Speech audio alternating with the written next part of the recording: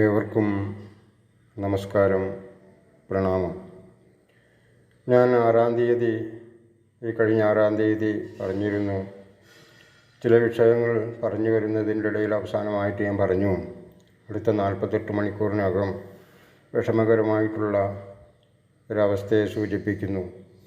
അത് 2 വിഷയങ്ങൾ സംഭവിച്ചു. ഇത് വാർത്തയിൽ വന്ന ഈ സ്ക്രീനിൽ കാണുന്നത് വാർത്തയിൽ വന്നിട്ടുള്ള വിഷയമാണ്. ഇതെല്ലാമാണ് നമ്മുടെ ലോകത്തിൽ നടക്കുന്നത്. ഇതിൻ്റെ താഴെ ഖണ്ഡികയിൽ കൊടുത്തിട്ടുണ്ട്, മാഫിയയ്ക്ക് ഉദ്യോഗസ്ഥർ കൂട്ടുനിൽക്കുന്നു. അതുപോലെ ഇതിൽ കാണുന്ന ശരീരത്തിൽ ദുരാത്മാക്കൾ കൂടിയെന്ന് പറഞ്ഞ് പീഡനം, അങ്ങനെ ഒരുപാട് വിഷമങ്ങൾ നമ്മുടെ നാട്ടിൽ സംഭവിച്ചു കൊണ്ടിരിക്കുന്നു. ഇത് ഞാൻ പറഞ്ഞതുകൊണ്ടല്ല നടക്കുന്നത്, ഇത് നടന്നുകൊണ്ടിരിക്കുന്ന വിഷയങ്ങളാണ്.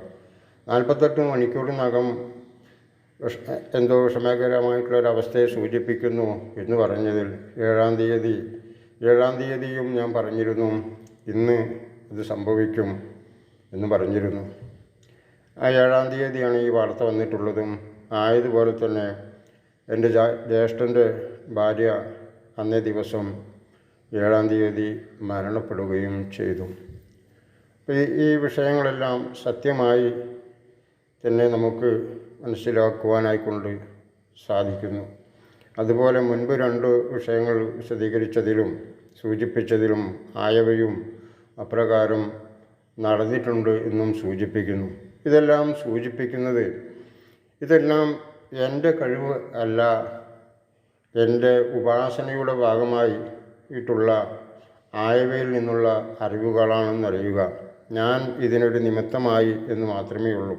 ഇതെല്ലാം ഞാൻ ആചരിച്ചു വരുന്ന, ഉപാസിക്കുന്ന ദേവിയുടെ വിശദീകരണങ്ങളാണ്. ഇതിൽ വരുന്ന പോരായ്മകൾ എൻ്റെ അടുത്ത് പറ്റുന്ന, ഇതിനെ ശ്രദ്ധിക്കുന്നതിനോ പരിശോധിക്കുന്നതിനോ ആയിട്ടുള്ള പോരായ്മകൾ കൊണ്ട് എന്നിൽ നിന്നും ഉണ്ടാകുന്ന പോരായ്മകളാണെന്നും അറിയണം.